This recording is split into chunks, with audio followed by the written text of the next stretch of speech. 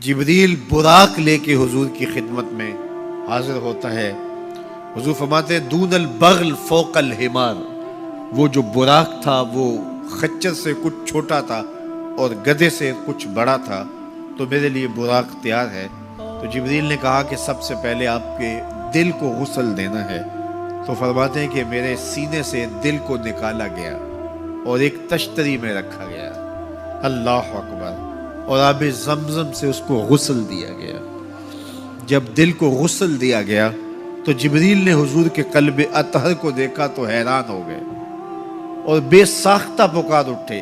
علامہ بدر الدین عینی نے شرح صحیح بخاری کے اندر لکھا ہے کہ جو ہی قلب مصطفیٰ جبریل نے دیکھا تو بے ساختہ پکار اٹھے کہ قلب سدید فیہ عینان تبصران و اذنان تسمعان، واہ واہ کیسا دل ہے جس میں دو آنکھیں ہیں دیکھتی ہیں، دو کان ہیں جو سنتے ہیں۔ ایسا دل کائنات میں پہلے کسی نے نہیں دیکھا، نہ کسی کا ہوا ہے، جس میں آنکھیں بھی ہوں، جس میں کان بھی ہوں۔ جو قصیدہ پڑھا جاتا ہے مصطفیٰ جان رحمت پہ لاکھوں سلام، اس پورے قصیدہ سلامیہ کے اندر حضور کے ایک ایک عضو کی تعریف کی گئی ہے۔ کبھی ہونٹوں کا ذکر کرتے ہیں، پتلی پتلی گلے قدس کی پتیاں، ان لبوں کی نزاکت پہ لاکھوں سلام۔ کبھی ہاتھوں کا ذکر کرتے ہیں، ہاتھ جس سمت اٹھ گئے غنی کر دیا، بحر موج سماحت پہ لاکھوں سلام۔ کبھی بازوؤں کا ذکر کیا، جن کو بارے دو عالم کی پرواہ نہیں، ایسے بازو کی طاقت پہ لاکھوں سلام۔ کبھی سر کا ذکر کیا، جس کے آگے سرے سروراں خم رہے، اس سرے تاج رفعت پہ لاکھوں سلام۔ کبھی حضور کی مبارک بینی کا ذکر کیا، کبھی آنکھوں کا تذکرہ کیا، کبھی حضور علیہ السلام کی مبارک زلفوں کا ذکر کیا، ایک ایک عضو کا ذکر کیا۔ چلتے چلتے جب دل پہ آئے تو اعلی حضرت کا قلم نہیں رک جاتا اور سوچتے ہیں کیا لکھوں، اور اعلی حضرت بولے دل سمجھ سے ورا، دل سمجھ سے ورا، مگر یوں کہوں غنچائے راز وحدت پہ لاکھوں سلام۔ دل سمجھ سے بالا ہے لیکن یوں کہہ دیتا ہوں اللہ کے رازوں کا امین ہے تو وہ قلب مصطفیٰ ہے صلی اللہ علیہ وسلم۔ تو حضور علیہ السلام کا مبارک قلب اطہر جب نکالا گیا تو جبریل نے کہا قلب وقی فیہ عینان تبصران و اذنان تسمعان، واہ واہ کیسا دل ہے جس میں دو آنکھیں ہیں جو دیکھتی ہیں، دو کان ہیں جو سنتے ہیں۔ حضور کی آنکھیں ہماری آنکھوں جیسی نہیں ہیں، نہ ہماری آنکھیں حضور کی آنکھوں جیسی ہیں۔ ہماری آنکھوں کے اندر تو میل کچیل آتا ہے، حضور کی آنکھوں میں مازاق کے کجلے لگے تھے۔ مست آنکھیں رضا مازاق کے کجلے والی، مست آنکھیں رضا مازاق کے کجلے والی، گر میری سمت بھی اٹھیں تو مقدر جاگے، گر میری سمت بھی اٹھیں تو مقدر جاگے۔ تو حضور کی مبارک آنکھیں، اللہ اکبر، کیا خوب سجن دیاں اکھیاں نے، کیا خوب سجن دیاں اکھیاں نے، جویں پر کے سرائیاں رکھیاں۔ سارے نبیوں کی زندگیوں کا مطالعہ کیجئے، ان کو سخت سے سخت، کٹھن سے کٹھن حالات کا مقابلہ کرنا پڑا اور حالات کی سختیاں انہوں نے گوارا کی، لیکن اٹھنے والے قدم پیچھے نہیں ہٹے، وہ آگے ہی بڑھتے چلے گئے اور عظیمتوں کے سفر طے کرتے گئے۔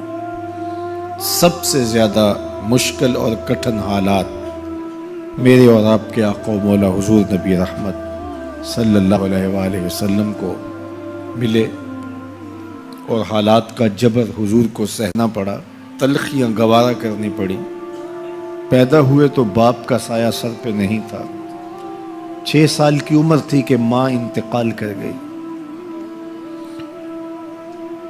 حضور نے اعلان نبوت کیا تو اپنے ہی مخالف ہو گئے۔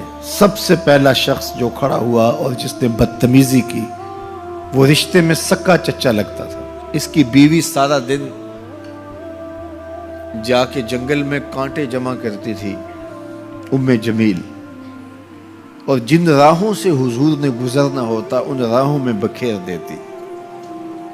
کہ پاؤں زخمی ہوں گے اور منزل پہ پہنچ نہیں سکیں گے، لیکن میرے حضور گھر سے نکلتے ہیں، ان کانٹوں سے بچ کے گزرتے ہیں اور ان گڑھوں سے بچ کے گزرتے ہیں اور پھر بھی ان تک پہنچ جاتے ہیں۔ کھود لیے گڑھے، بچھا لیے کانٹے، آ گیا ہوں تمہارے پاس پیغام آ کے۔ عقبہ بن ابی معیط حضور کے گلے میں کپڑا ڈال کے تو دیتا ہے، حضور کے گھر کے سامنے کوڑا پھینک جاتے ہیں، اجنیاں حضور علیہ السلام کے بدن میں حالت سجدہ میں ڈال دی جاتی ہیں۔ اور یہ وہی ایام ہیں کہ حضور کا شفیق چچا کفار کی ریشہ دوانیاں بڑھتی ہیں تو بولتے ہیں کل ما اجبتا، میرے بھتیجے جو تمہارے من میں آتا ہے کہو، میں جو ہوں تمہاری پشت پہ کھڑا ہوں میں۔ ان کا بھی انتقال ہو جاتا ہے، جناب ابو طالب بھی انتقال کر جاتے ہیں۔ ایک ایسی ہستی جو حضور پہ جان نچھاور کرتی ہیں اور کوئی بھی تکلیف ہوتی ہے تو حضور ان سے بات کرتے ہیں تو دل کا بوجھ ہلکا ہوتا ہے، وہ ہے زوجہ رسول سیدہ خدیجۃ الکبریٰ رضی اللہ تعالی عنہا۔ نزول وحی کے بعد جب حضور کی طبیعت پر ایک گرانی آتی ہے تو وہ خدیجۃ الکبریٰ ہی تھی جو کہتی ہیں کہ کلا واللہ ما یخزیک اللہ ابدا، حضور آپ پریشان نہیں ہو، آپ کا رب آپ کو کبھی بھی تنہا نہیں چھوڑے گا اور آپ کو پریشان نہیں ہونے دے گا، اس لیے کہ آپ دکھیوں کے کام آتے ہیں، ضرورت مندوں کی ضرورتیں پوری کرتے ہیں، اور جن کا کوئی کمانے والا نہیں آپ اس کی مدد کے لیے کھڑے ہوتے ہیں، یتیموں کا سہارا ہیں اور بیواؤں کا آسرا ہیں۔ آپ کا رب آپ کو کبھی بھی پریشان نہیں ہونے دے گا۔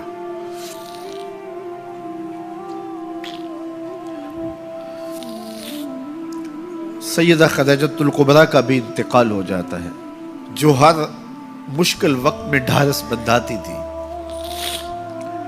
پشت پہ سایہ بن کے نگہبانی کا فریضہ انجام دینے والے چچا بھی انتقال کر جاتے ہیں۔ عقبہ بن ابی معیط کی بدتمیزیاں بڑھ جاتی ہیں، راہوں میں کانٹے بچھتے چلے جاتے ہیں، گڑھے کھودے چلے جاتے ہیں، ادھر حضور کے غلاموں کو پکڑ کے چوراہوں میں لٹا کر کے کوڑے مارے جاتے ہیں، چکیاں پسوائی جاتی ہیں۔ حضور گزرتے ہیں تو عمار ابن یاسر کے خاندان کے ساتھ تکلیفوں کے پہاڑ ٹوٹے ہوئے ہیں۔ حضرت سمیہ رضی اللہ تعالی عنہا جو حضرت عمار ابن یاسر کی والدہ ہیں، ان کو مکے کے ایک چوک کے اندر ابو جہل نیزہ مار کے شہید کرتا ہے۔ حضرت یاسر شہید کر دیے گئے، بلال حبشی چکی پیستے ہیں اور بدن میں ان کے میخیں ٹھوکی جاتی ہیں۔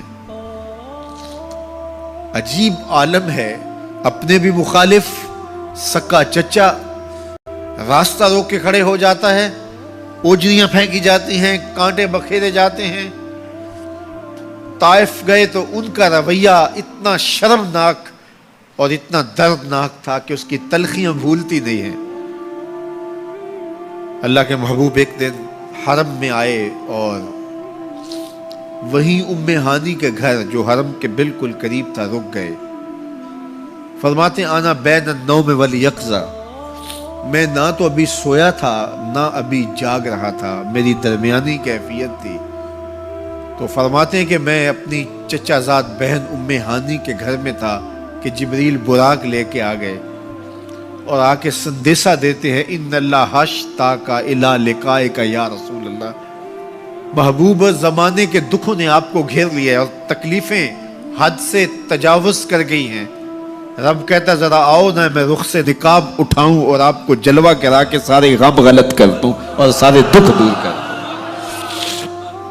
تکلیفیں حد سے بڑھیں، اذیتیں زیادہ ہوئیں تو مالک نے کہا محبوب وہ منظر بھی دیکھے کہ طائف کے بازاروں میں لوگ پتھر لیے کھڑے تھے، اب وہ منظر بھی دیکھو، رضوان جنت کے پھول لیے کھڑے ہوں گے، فرشتے کتاروں میں منتظر ہوں گے، وہ پتھر لیے کھڑے ہوں گے، یہ پھولوں کی کلیاں لیے جنت کی حوریں کھڑی ہوں گی۔